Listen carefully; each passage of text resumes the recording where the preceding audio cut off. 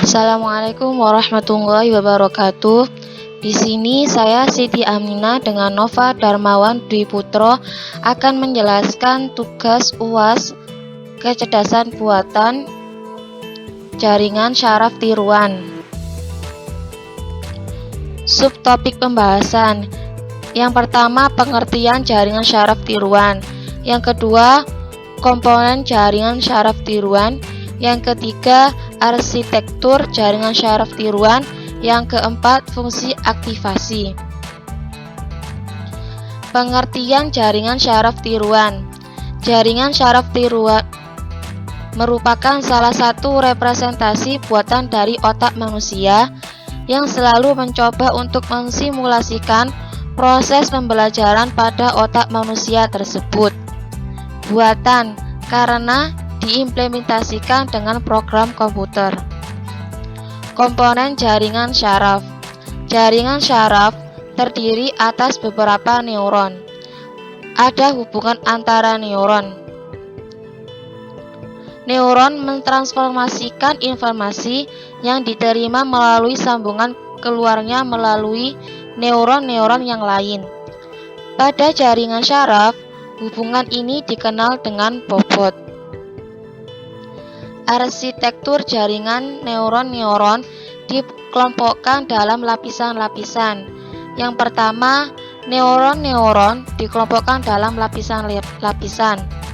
Yang kedua, neuron yang terletak pada lapisan yang sama akan memiliki keadaan yang sama. Yang ketiga, kelakuan neuron ditentukan oleh fungsi aktivasi pada pola bobotnya. A. Single layer net. B. Multiple layer net. Fungsi aktivasi. Masukan pada jaringan akan diproses oleh suatu fungsi yang akan menjumlahkan nilai-nilai semua bobot pada bias. Semua bobot dan bias. Hasil dari penjumlahan akan dibandingkan dengan suatu nilai ambang threshold melalui fungsi aktivasi setiap neuron. Hard limit, symmetric hard limit atau bipolar, fungsi linier, symmetric saturating linear, sigmoid biner, sigmoid bipolar. Proses pembelajaran. Supervised learning, unsupervised learning. Supervised learning, pembelajaran terawasi jika output yang dihadapkan telah diketahui sebelumnya. Contoh, pengenalan pola, misal pada operasi N. Input 0, 0, output 0, 0, 1, output 0, input 1, 0, output 0, input 1, 1, output 0. Supervised learning, jika terjadi perbedaan antara pola output hasil pembelajaran dengan pola target, maka akan muncul error. Jika nilai error masih besar, maka perlu banyak dilakukan pembelajaran lagi. B. Unsupervised learning, tidak memerlukan target output. Tidak ditentukan hasil yang seperti apakah yang diharapkan selama proses pembelajaran. Selama proses pembelajaran, nilai bobot disusun dalam suatu range tertentu tergantung nilai output yang diberikan. Tujuan adalah untuk mengelompokkan unit-unit yang hampir sama dalam suatu area tertentu. Cocok untuk pengelompokan pola. Penerapan jaringan syaraf tiruan. Model Hebb diusulkan oleh Donald Alding Hebb pada tahun 1949. Metode pengembangan dari metode McCulloch-Pitts menentukan bobot dan bias secara analitik atau manual. Pembelajaran dilakukan dengan memperbaiki nilai bobot secara kontinu. Model HEP. Perbaikan bobot diperoleh dengan cara W baru sama dengan W lama plus XI kali Y. B baru sama dengan B lama plus Y. Dengan keterangan W sama dengan bobot data input ke I, XI input data ke I, Y sama dengan output data, dan B sama dengan nilai. Algoritma inisialisasi semua bobot. Inisialisasi semua bobot which sama dengan 0 dengan I sama dengan 1, 2 sampai N, J sama dengan 1, 2 sampai N. Untuk setiap pasangan input output, lakukan langkah sebagai berikut. Set input dengan nilai sama dengan vektor input XI sama dengan SI, I sama dengan 1, 2 sampai N. Set output dengan nilai sama dengan vektor output YJ sama dengan TJ, J sama dengan 1, 2 sampai M. Perbaiki bobot which sama dengan which plus XI YI, I sama dengan 1, 2 sampai N, dan J sama dengan 1, 2 sampai M. Kasus error X1 min 1 X2 min 1 T min 1 X1 min X2 1 T 1 X1 1 X2 min 1 T 1 X1 1 X2 1 T 1. Akhir pembelajaran diperoleh bobot akhir W1 sama dengan 2, W2 sama dengan 2, B sama dengan 2. Pengujian X1 min 1 dan X2 sama dengan 1, maka Y sama dengan 2 min 1 plus 2, 1 plus 2 sama dengan 2. Dengan fungsi bipolar, maka diperoleh output Y sama dengan F dalam kurung 2 plus 1 karena 2 lebih besar dari 1, sehingga Y sama dengan T. Model perceptron digunakan untuk mengklasifikasikan suatu tipe pola tertentu, mengatur parameter-parameter melalui proses pembelajaran. Pembelajaran untuk mendapatkan bobot akhir dilakukan secara berulang sampai tidak ada error. Output sama dengan target. Namun, jika masih ada error, maka proses dihentikan maksimum epoch. Epoch, proses pengulangan untuk melatih semua pasangan data. Arsitektur perceptron. Algoritma pelatihan. Inisialisasi laju pembelajaran A, nilai ambang. Bobot bias. Menghitung F dalam kurung Y 1 jika Y lebih besar dari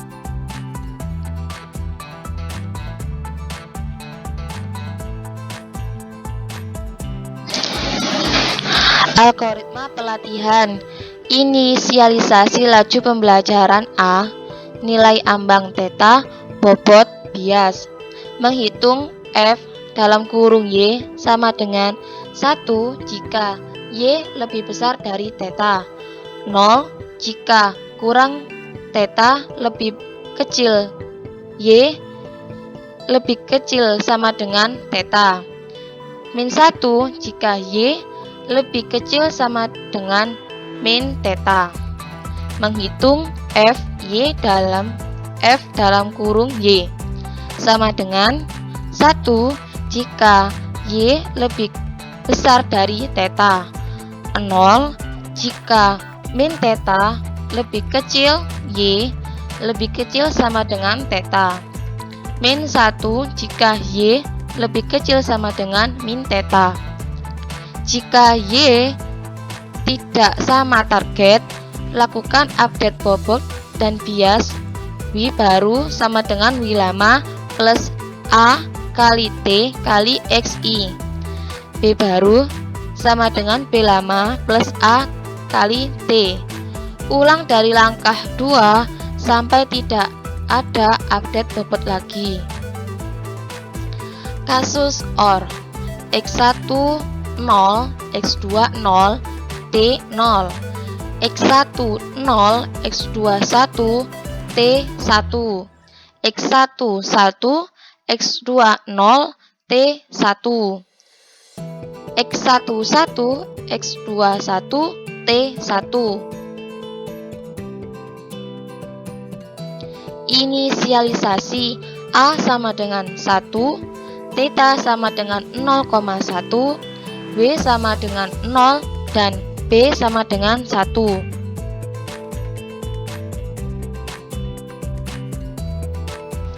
Kasus OR X1 min 1, X2 min 1, T min 1, X1 min 1, X2 1, T 1, X1 1, X2 min 1, T 1, X1 1, X2 1, T 1. Pada akhir pembelajaran diperoleh W1 sama dengan 1, W2 sama dengan 1, dan B sama dengan 1. Pengujian data input X1 sama dengan min 1 dan X2 sama dengan 1. Maka Y sama dengan 1 plus theta sama dengan 1, Y sama dengan T.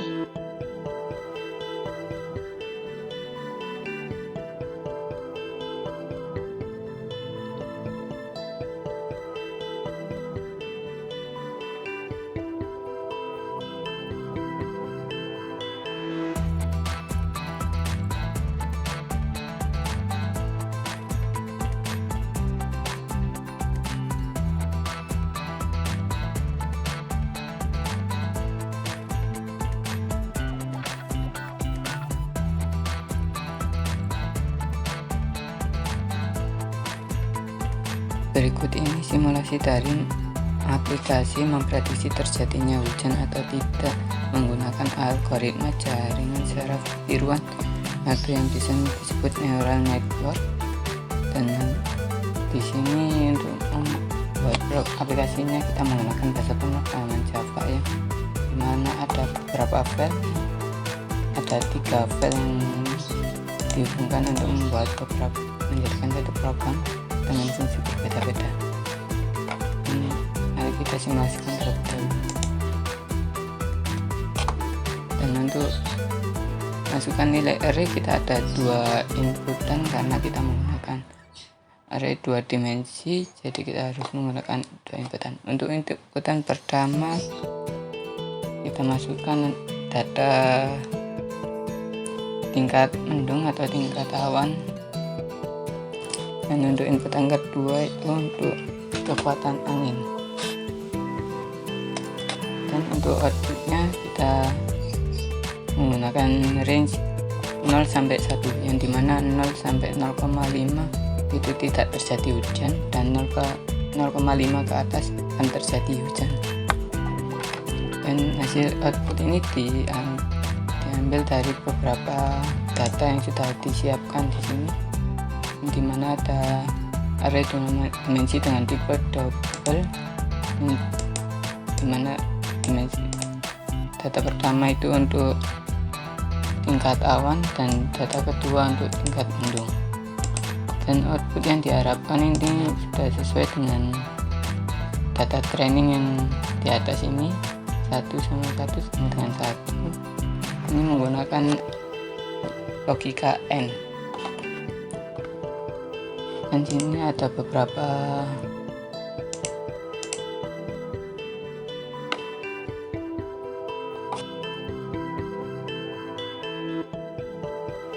dan di sini ada main yang digunakan untuk neural networknya, itu ada 2 input dan 20 NAT hidden dan 1 output.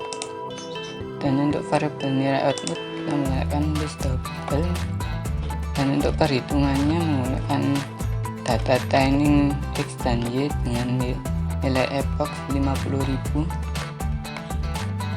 Dan di sini ada untuk beberapa tambahan lagi, yaitu scanner dan untuk print untuk menyimpan data yang diinputkan user. Data yang diinputkan user diberi data user. Dan untuk perhitungan selanjutnya lebih ke file neural network ini, dimana ada metrik tersendiri yang sudah disiapkan, yaitu weight IH untuk bobot input dan hidden layernya, untuk weight HO untuk bobot hidden layer dan output, dan bias K untuk nilai bias hidden layer, bias O untuk bias output layer. Dan di sini ada learning range 0,01 yang kita gunakan dengan neural network. Ini ada integer I dan integer A dan integer O. Dan weight IH ini didapatkan dari matriks H, inputan H dan I, dan weight HO dengan matriks O dan H, dan bias H ini didapat dari matriks H dan 1, dimana karena kita hanya membutuhkan nilai 1 di bias ini. Bias O juga sama seperti biasa, cuma di sini ada inputan O dan 1. Dan untuk membuat di sini kita ada matriks inputan yang dari array ini, inputan array tadi, dan matriks hidden. Dan di sini juga ada output yang dimana ada perkalian dari WHO dan hidden dan output bias, nama bias dan sigmoid. Dan di sini ada public hitung yang mana bisa untuk menghitung nilai epoch apa melebihi atau tidaknya dari nilai epoch yang sudah disiapkan tadi, yang dibatasi dari 50.000. Jika nilai tidak melebihi, maka menggunakan rumus train ini. Apabila jika melebihi, akan menggunakan perhitungan sampel N.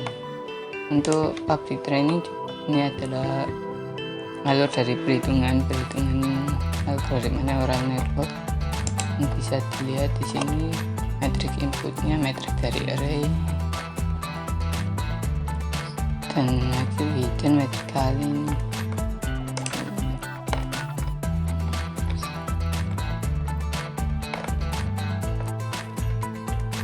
Dan untuk perhitungan yang dilakukan di neural network ini didapat dari file matrix yang dimana berisi beberapa rumus-rumus yang sudah disiapkan.